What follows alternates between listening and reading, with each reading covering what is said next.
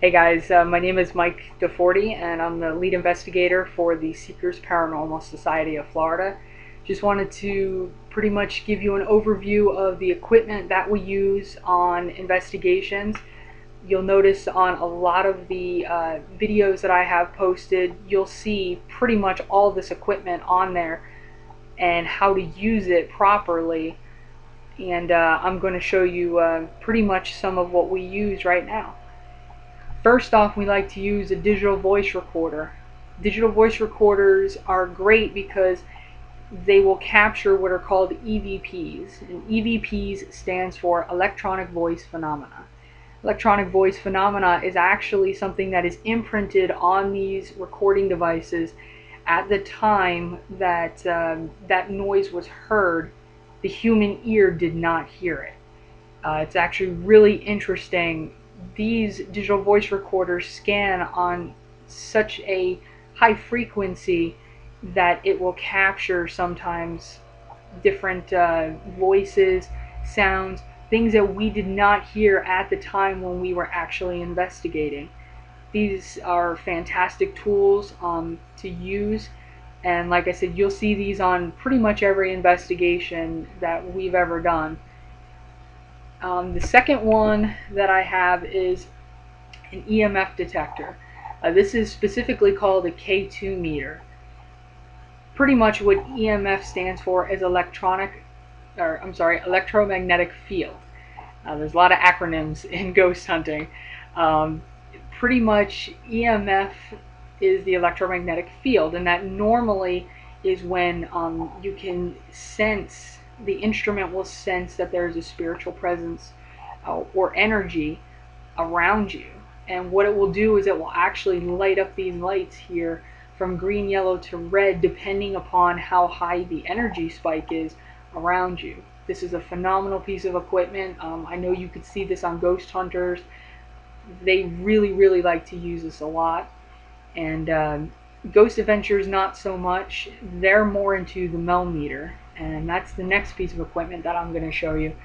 The millimeter here is actually a K2 meter, or an electromagnetic field meter, and a temperature gauge in one instrument.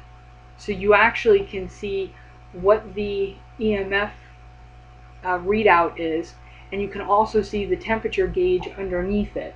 The temperature gauge underneath it kind of gives you a two-way instrument, to where not only could you see a spike of an electromagnetic field or energy to kind of alert you that there's a possibility of an entity or a ghost there, you also normally get a drop of temperature with that as well. It can be anywhere from 10 to 20 degrees, where you can notice a spike and the temperature dropping pretty in sync within a few seconds of each other. And it's a great tool to corroborate what's actually going on in this space. If you get a spike and then you're getting a temperature drop, you can pretty much bet yourself that that there is some kind of paranormal entity or ghost there that is trying to communicate with you. So this is a good little piece of equipment here. And then next, and last but not least, this is almost the best piece of equipment that we have. What this is called a spirit box. I know that many of you have seen them on TV, where there's different versions of them. Pretty much the premise behind this and what it actually does is pretty simple. It's a radio that never stops on a frequency, a radio station. It constantly scans through frequencies, and it will not stop ever. As soon as you turn it on and I flick this switch, it will scan through 3 to 8 stations or frequencies every second. So you're only going to get a letter as far as out of this box, if that. Now what we like to do is we like to have almost a two-way conversation with a spirit. And what we can do is we can ask a question that is going to need a direct response. Other than a yes or no, it's very easy to dismiss a lot of ghost box interactions, because people are just saying, "Are you there?" and you're getting a yes or you're getting a no. It's really cool when you can specifically ask, knowing what the answer is. Let's say if you've done research and you know somebody 30 years old has passed away in this particular, room or home or business, and you ask how old are you and you get 30, it's pretty hard to disprove that. I don't really think that you can disprove that, considering that in some cases you can just listen to this box go rampant and you never actually get a full word out of this box. You could even ask questions, and sometimes you will not get a full word out of this box. So when you're in a paranormal location that is experiencing some kind of paranormal activity, you can pretty much bet that you're going to get some kind of answer back, because this is just a constant supply of white noise for them to speak through. This is a very, very good tool to have. This is actually my favorite thing to use, because you're pretty much having just a two-way conversation with somebody that's not there. And that could be pretty therapeutic for some of the people who do call us out, on investigations, and they're curious as to, a relative that has passed away.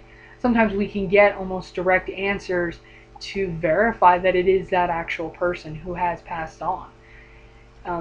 So I just wanted to kind of give you an overview of some of the tools that we use. It's not all the tools that we use. There's still quite a few, such as a laser grid. We always use walkie-talkies, flashlights. We have our DVR system, which has 4 infrared cameras that can see in in the dark. So that's pretty much the overview of what we use on an every time investigation. This is pretty much the equipment that we use, and just wanted to give you guys a chance to ask me some questions if you're interested, possibly to join up. We're based here in Tampa, Florida. If you guys have any questions, like I said, post them down on the bottom. Check our videos out, and let us know what you think. We're pretty much, we're not necessarily skeptics, but we don't go in to a paranormal location automatically believing that whatever's going on is paranormal. We like to try to debunk, and if we can't debunk something, then we like to scientifically prove that there is some kind of energy fluctuation, or maybe catching a mist on camera, or something of that nature. So like I said, if you guys can just rate, comment, and subscribe to the channel, and that way you guys can follow us on all of our adventures and our different cases that we have. And hope that you guys enjoy what you guys are seeing and what we're capturing. I can definitely tell you that this is I don't like to call it a hobby, but it's a big time personal interest of mine, and my team as well. And we just want to make sure that we provide the best evidence possible that has not been tampered with or messed with or cleaned up or anything like that. That's just not how we work, and that's not how we operate. So again, want to thank you for watching the videos, and like I said, rate, comment, subscribe, and you guys,